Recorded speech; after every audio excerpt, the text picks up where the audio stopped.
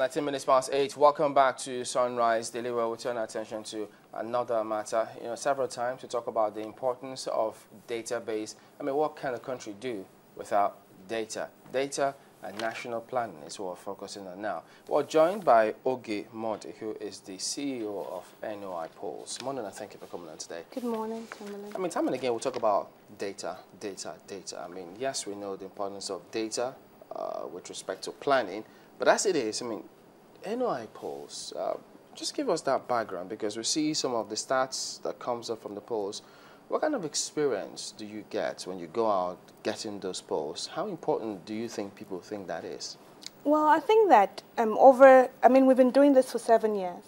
But over the last 2 years, we've made a spirited effort to try and create more awareness, around opinion research and how important it is to nation building, policy planning, even to things as simplistic as business planning and even, product development. So in pushing that awareness, what then happens is that even though in making those calls, to be able to achieve 1,000 completed interviews, we make up to 8,000 to 10,000 calls, because most times Nigerians are, a bit, surprised. Why am I getting this call? Of what importance is my opinion to a change or to an intervention by the government? But in pushing, that awareness, saying that, look, your opinion is gold. It's very important. Your opinion comes out. It's in the public space. People can use that to start to change interventions, especially when interventions are not working, can start to plan better in terms of policies. People tend to, now start to be more, welcoming, when you're calling, when you're speaking to them, whether you're collecting it face-to-face or over the telephone. So does it mean that you predominantly make use of the survey method, distributing questionnaire to your sample size? Or we population? Do both. Our core competence is polling, and that polling comes through what we've, in terms of the technical partnership we have with Gallup, which is a telephone polling. So we have a call center based out of Abuja that's manned by 25 junior analysts that call the entire nation on different polls, whether we're doing that as part of a CSR, putting information out there, or for clients who need that information to drive their business policy, business planning. But what typically happens is that we either do that, or we do the face-to-face, which is then going to the field, which is then what we call administering questionnaires. So not so distributing, but administering questionnaires across the nation on different topics. It depends on what the client wants, or it depends on what we ourselves are looking to achieve. You talked about national planning, yes, and development, basically. In Nigeria, for instance, in recent times, we've had people collecting biodata of different people, the road safety, the police, the National Identity Card Management Commission, even the INEC. All of this collecting data. How important is data to planning? Many will think that it's not even taken into cognizance as we plan. Well, it is very important, but I think it's the use of the data. Because, I'll start from the beginning, the basic. So data provides information around the subject matter, around the topic. So I'm collecting data as FRSC for a particular reason. I have a goal.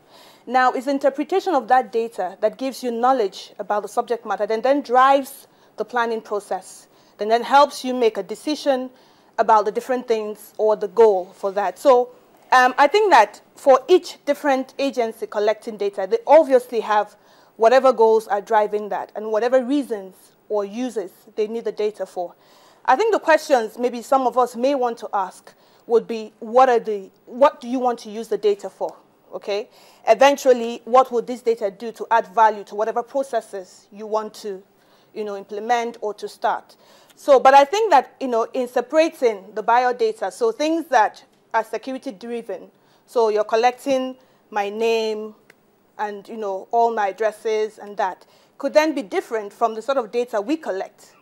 So the data we collect is supposed to drive knowledge about a subject matter, different from if an FRSC is collecting data to drive a process of identification across the nation.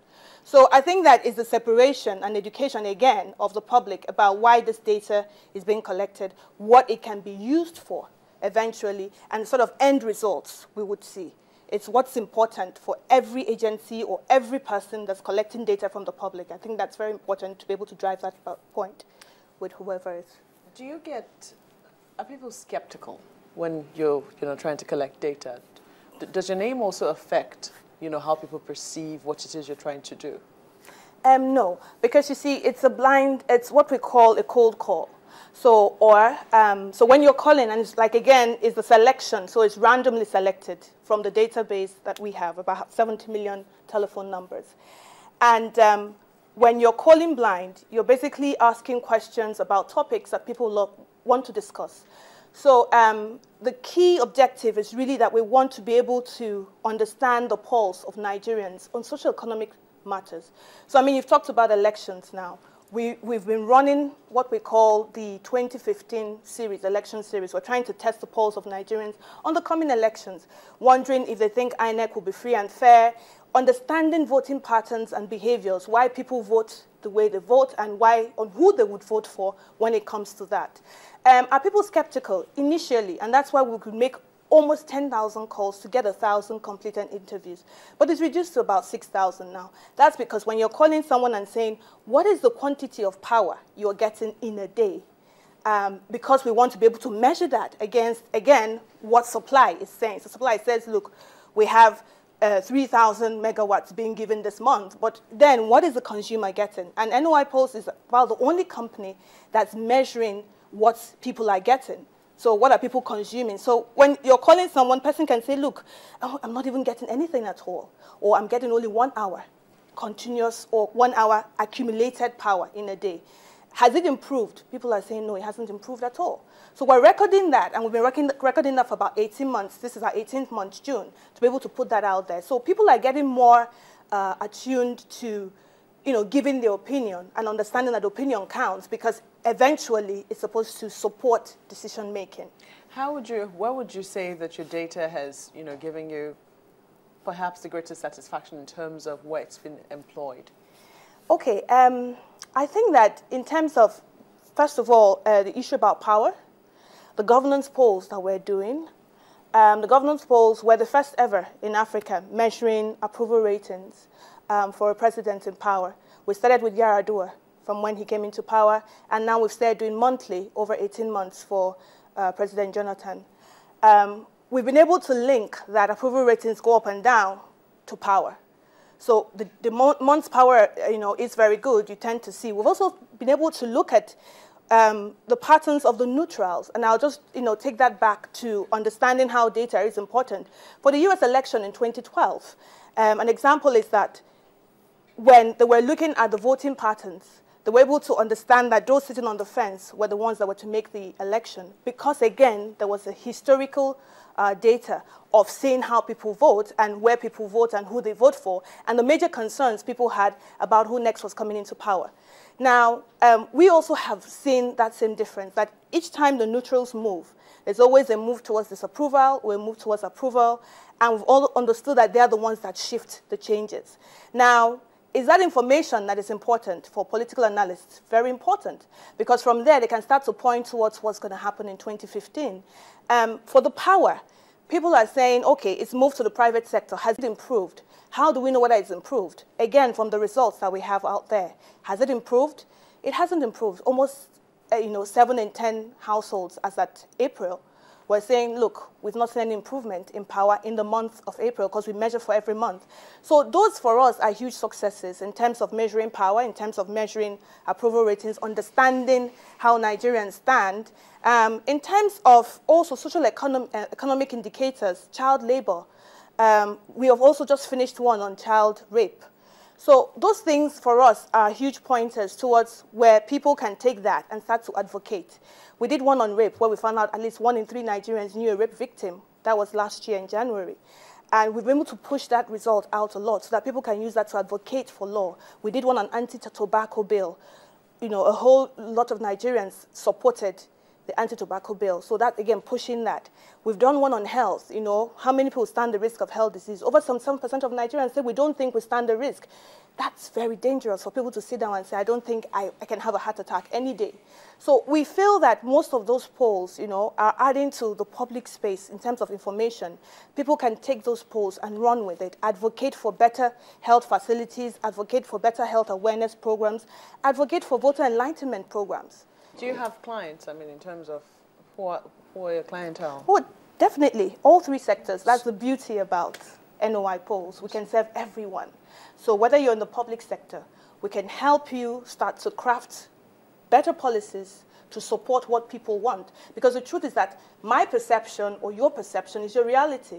So if you feel these are the things that are important to you as an individual, then the government needs to listen to that and start to act on that. So we, you know, across all three sectors, private sector, for business planning, we have clients in the private sector who technically need to chase or run through strategy, understand how they can change their products. I mean, we have market researching. Exactly, but in a very different way, because we talk about the mind share phenomenon, which is going over the wallet share.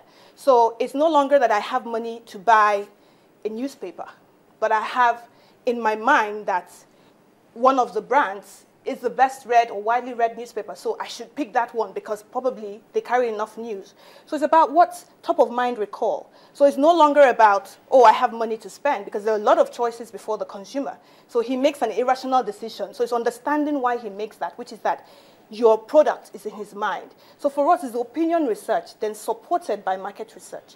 So opinion research is asking people like you know, what product first comes to your mind when you think about milk, when you think about noodles, when you think about different things. And it's now using that to sort of support our client in strategy development, product development.